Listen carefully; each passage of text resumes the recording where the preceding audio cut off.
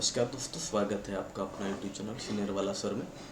मैं आज आपके लिए लेकर आया हूँ हिंदी का महत्वपूर्ण ऑब्जेक्टिव क्वेश्चन। और एक नंबरी बार जो कि शॉर्ट क्वेश्चन होता है उसका मैं आंसर लेकर आया हूँ।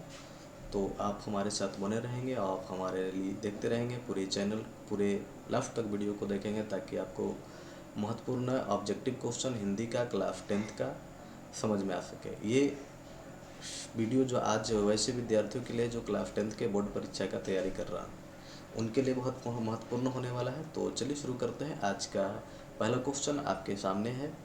कहता है कि आपने क्या खाया। इस वाक्य में क्या कौन सा सर्वनाम है। आपने क्या खाया, इसमें क्या जो आ रहा है क्या, ये कौन सा सर्वनाम होगा, इसके बारे में बताना है। तो ये आपका यहाँ पर उत्तर भी आपको दे दें ताकि प्रश्न में कन्फ्यूजन ना हो और आंसर गलत ना हो। इसके चलते आपके सामने प्रश्न को भी ले आया हूँ और आप इसको समझेंगे और आगे चल के फ़ायदा उठाएंगे। तो प्रश्नवाचक चूँकि क्या क्या एक क्वेश्चन है तो क्वेश्चन यानी कि प्रश्नवाचक सर्वनाम के अंतर्गत आएगा। अगला क्वेश्चन है भविष्यत काल में कितने प्रकार के होते हैं। भविष्यत काल जो है से कितने प्रकार का होता है इसके बारे में आपको बताना है। तो भविष्यत काल जो है से 3 प्रकार का होता है। कितने प्रकार का होता है? 3 प्रकार का होता है। चलिए आगे देखते हैं कि राम ने भिखारी को पैसा दिया। राम ने भिखारी को पैसा दिया, इस वाक्य में किस कारक की विभक्ति है। यानी कि राम ने भिखारी को पैसा दिया, यहाँ पे ने विभक्ति चिन्ह लगा हुआ है। ने जो है से विभक्ति चिन्ह लगा हुआ है वो कौन सी कारक का है, कौन से कारक का है इसके बारे में आपको बताना है।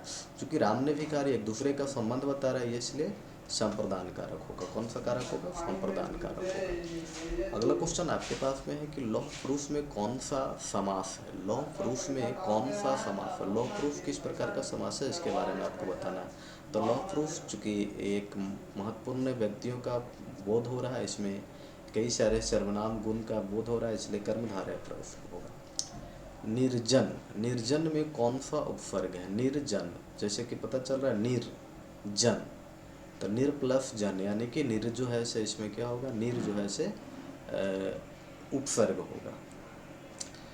हाथ साफ करना मुहावरे का सही अर्थ क्या होगा। हाथ साफ करना मुहावरा मतलब एक तरीके से बहुत लोग ऐसे करते हैं कि हाथ साफ कर गया यानी कि चोरी कर लिया, यानी कि चोरी करना इसका वास्तविक अर्थ चोरी करना होता है।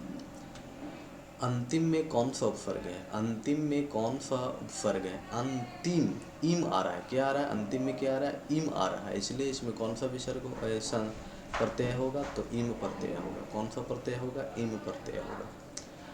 भारत में बेरोजगारी का एक प्रमुख और अप्रत्यक्ष कारक क्या है। यहाँ से हिंदी का चैप्टर का क्वेश्चन शुरू हो जाता है। तो इसमें है आपका भारत में बेरोजगारी का एक प्रमुख अप्रत्यक्ष कारक क्या है। तो ये कहाँ से लिया गया है, श्रम विभाजन जाति प्रथा से लिया गया। इसका लेखक भीमराव अम्बेडकर है। तो इसमें बताया गया आपको बेरोजगारी के बारे में बताया गया। तो प्रमुख अप्रत्यक्ष कारण वहाँ पर जाति प्रथा के बारे में बताया गया उस चैप्टर के अनुसार, जाति प्रथा अनुसार होगा। अगला क्वेश्चन है बी आर नारायण ने किस कहानी का अनुवाद किया था। बी आर नारायण एक पढ़े होंगे आप बी आर नारायण के बारे में। ये आपका सेकंड हिंदी का पहला चैप्टर जो है दही वाली मंगमा, उसके लेखक अनुवादक हैं, हिंदी में अनुवाद किए हैं। घनानंद किस भाषा क्या है। घनानंद की भाषा क्या है या कौन सी भाषा में कविताएं लिखे करते थे।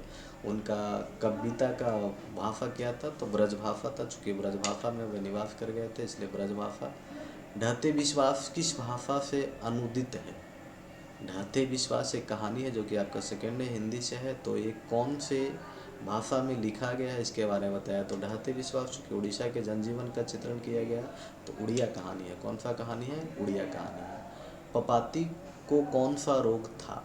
यह पपाती एक सेकंड हिंदी चाहिए है जिसमें पपाती के बारे में बताया गया है जो कि बहुत बड़े रोग से ग्रसित होती है जिसका नाम था मेनिंजाइटिस। मेनिंजाइटिस। अगला क्वेश्चन है आपके सामने, जो प्रदेश की विद्या पढ़ने का क्या परिणाम होता है। जो प्रदेश की विद्या पढ़ते हैं अर्थात कहने का मतलब विदेशी भाषाओं को पढ़ते हैं उसका परिणाम क्या है। ये कविता जो बताया गया है कि स्वदेशी कविता से क्वेश्चन लिया गया है जिसमें स्वदेशी कविता में आपको बताया गया है कि प्रदेश की विद्या पढ़ने क्या परिणाम है इसके बारे में प्रदूषण आपको बताया गया है कि प्रदेश की विद्या पढ़े तो सबकी बुद्धि जो है से विदेशी हो जाता है, इसी के बारे में बताया गया। तो प्रदेश की जो विद्या पढ़ता है उसका सबका क्या हो जाता है, विदेशी दिमाग हो जाता है, विदेशी बुद्धि हो जाता है, इसके बारे में बताया गया है।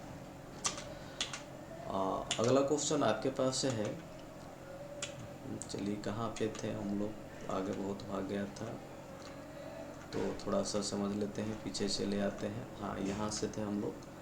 प्रदेश की विद्या पढ़ने से क्या फ़ायदा। आप देखिए, लेखक के अनुसार मनुष्य के नाखून किसके जीवंत प्रतीत है। लेखक नाखून क्यों बढ़ता है से लिया गया है सब क्वेश्चन।